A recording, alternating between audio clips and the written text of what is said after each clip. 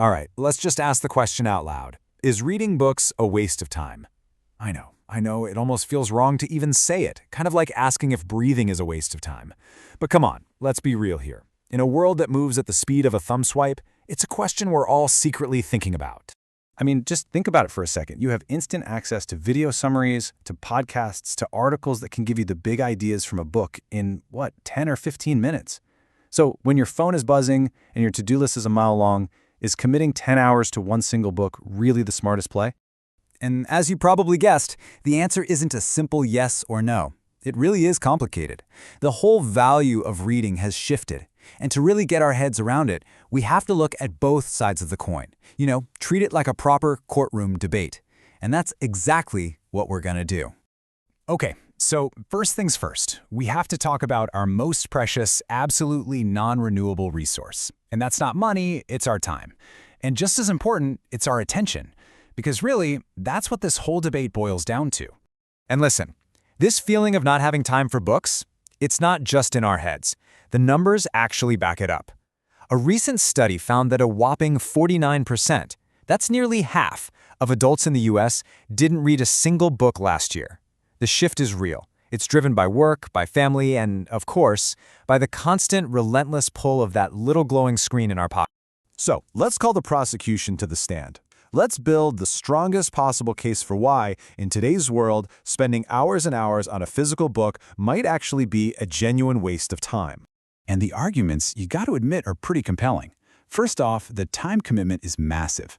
Why spend 10 hours on one book when a video can give you the highlights in 10 minutes? Then there's the quality issue. We've all been there, right?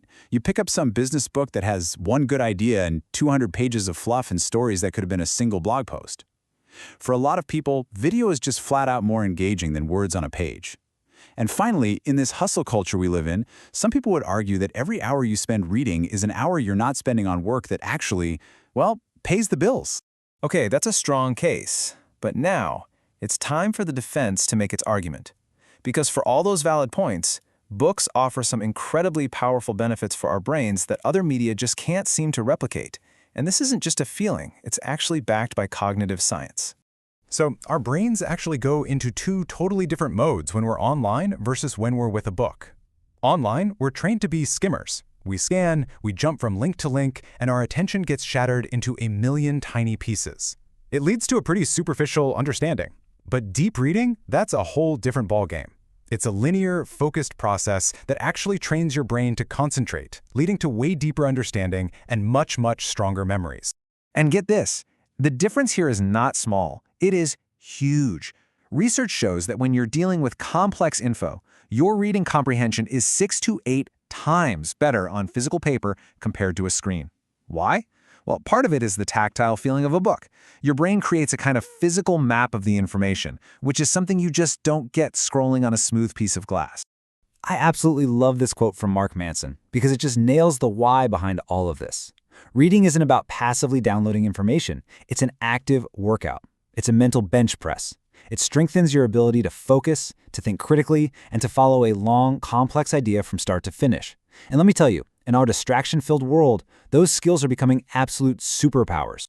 So when you add it all up, the benefits are huge. It builds that deep focus, it sharpens your critical thinking, and hey, it's even a proven way to reduce stress. But here's a really cool part that people often forget about. Fiction, in particular, is like an empathy gym.